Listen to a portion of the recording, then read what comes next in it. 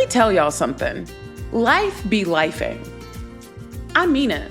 Between bills, relationships, generational trauma, work stress, parenting, and trying to heal while making sure your hair is done and dinner is on the stove, life can feel like a full contact sport. And sometimes it's just too much.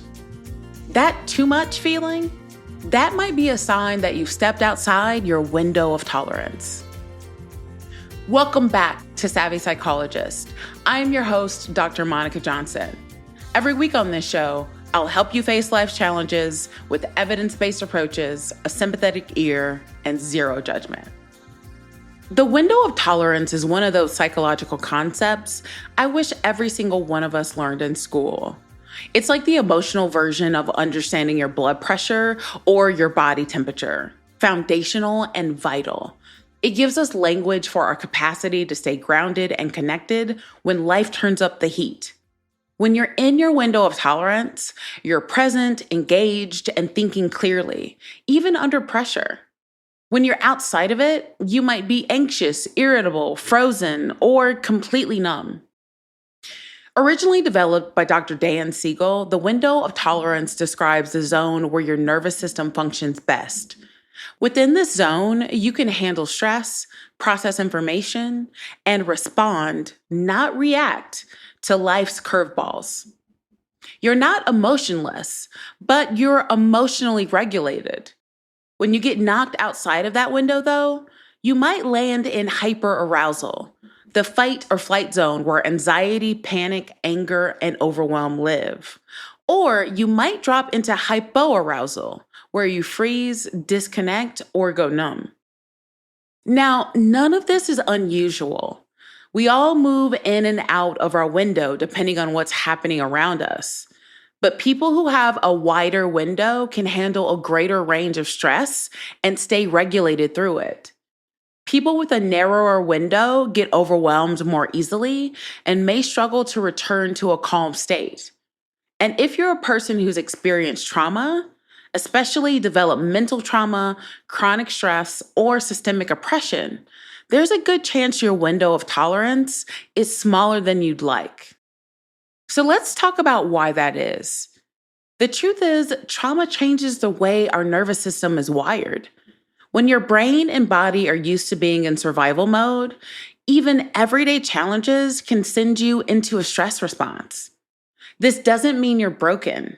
It means your nervous system learned to adapt. People who've experienced childhood neglect, abuse, domestic violence, racism, or poverty may develop a heightened sensitivity to stress, meaning their nervous systems are on high alert more often. Studies in neuroscience and trauma psychology show that chronic stress and trauma dysregulate the autonomic nervous system. That makes it harder to return to a state of calm, even when the original threat is no longer there. And yes, you can look calm on the inside while still being dysregulated on the inside.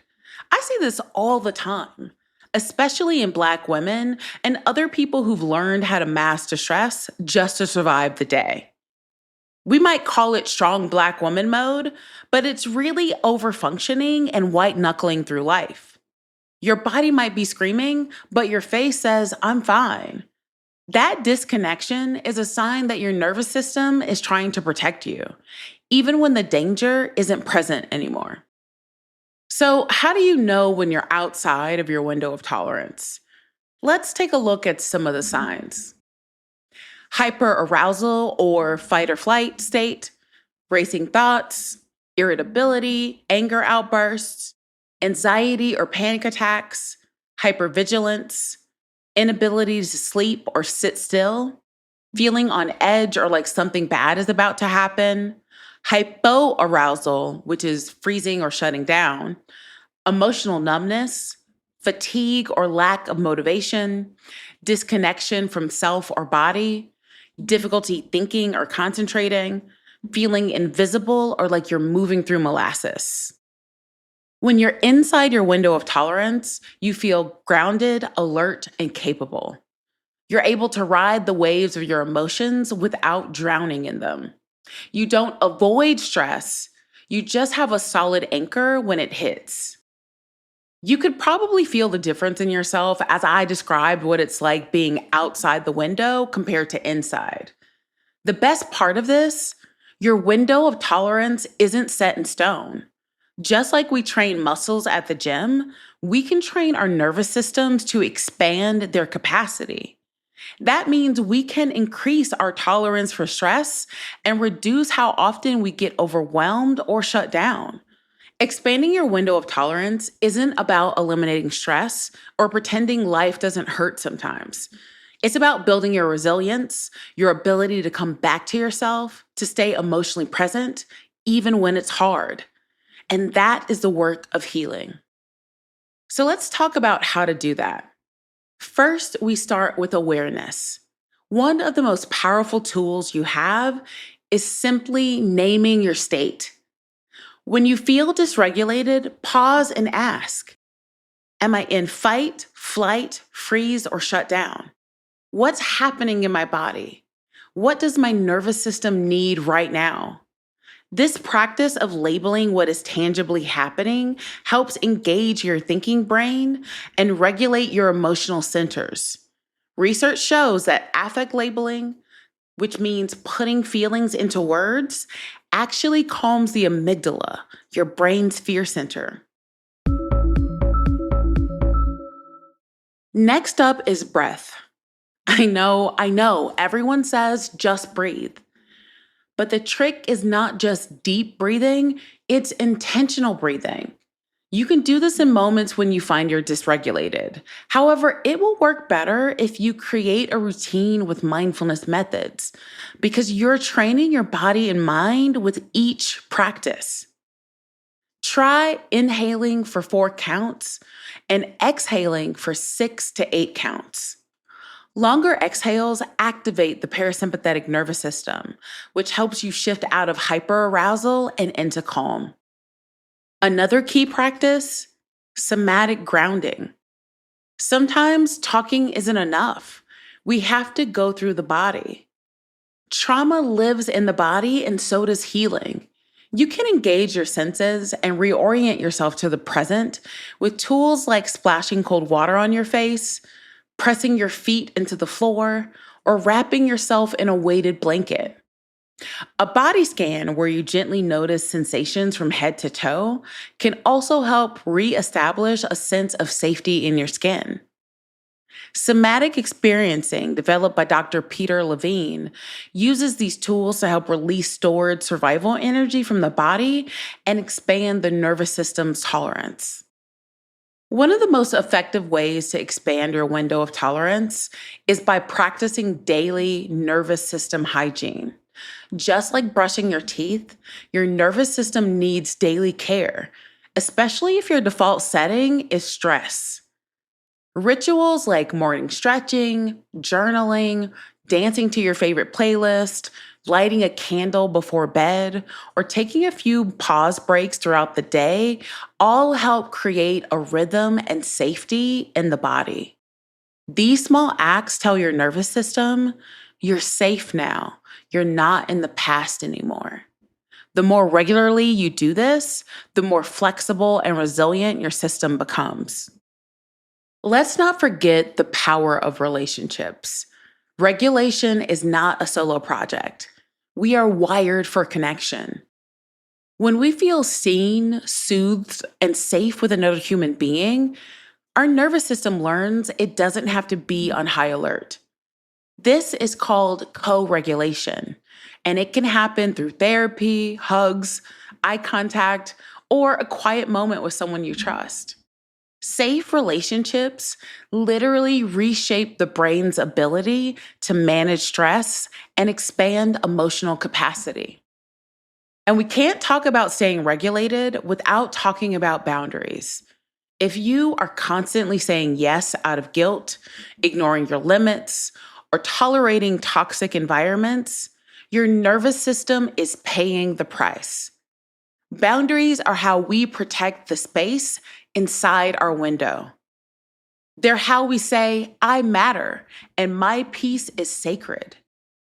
Start small by saying things like, I need a minute instead of jumping into a conversation.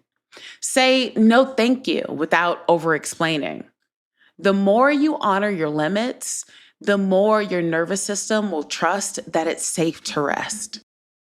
Of course, for those of us with deep wounds, especially developmental or complex trauma, expanding the window often requires the help of a trauma-informed therapist. Modalities like EMDR, somatic experiencing, and internal family systems, among others, can help process stored trauma and rewire your nervous system's response to stress. These aren't quick fixes, but they're powerful tools that allow your nervous system to integrate painful experiences and return to a regulated baseline. Now, let me speak directly to my people for a second, and my people is broadly defined. If you grew up being told to suck it up, if you were praised for being strong instead of cared for when you were hurting, if the world sees your very existence as a threat, you might think being dysregulated is just your personality. But hear me clearly. We can train ourselves to thrive in this world regardless of the conditions. If your nervous system is always on high alert or shutting down, it's not because you're weak. It's because you've been running a marathon in combat boots while carrying someone else's baggage. You deserve rest. You deserve to feel safe in your body. You deserve to feel without drowning in it. Expanding your window of tolerance is a radical act of self-love and resistance. In a world that often asks us to perform strength at the expense of our humanity, this work is a way to reclaim your peace. So no, it won't happen overnight. But over time, with care, support, and intention, you can ride life's waves without going under. You can return to the center faster. You can hold your emotions without being consumed. You can find safety inside yourself. And when you do fall outside of your window, because we all do, you'll know how to find your way back with breath, with boundaries, with softness, with grace. What are you doing to expand? Let me know. You can contact me via Instagram at KindMindPsych or via my email at psychologist@quickanddirtytips.com. The Savvy Psychologist is a Quick and Dirty Tips podcast. It's audio engineered by Steve Rickyberg. The director of podcasts is Holly Hutchings. Our podcast and advertising operations specialist is Morgan Christensen, and Nathaniel Hoops is our marketing contractor. Follow Savvy Psychologist on Apple Podcasts, Spotify, or wherever you listen to podcasts. That's all for this episode of Savvy Psychologist. Thanks for listening, and I'll see you next week.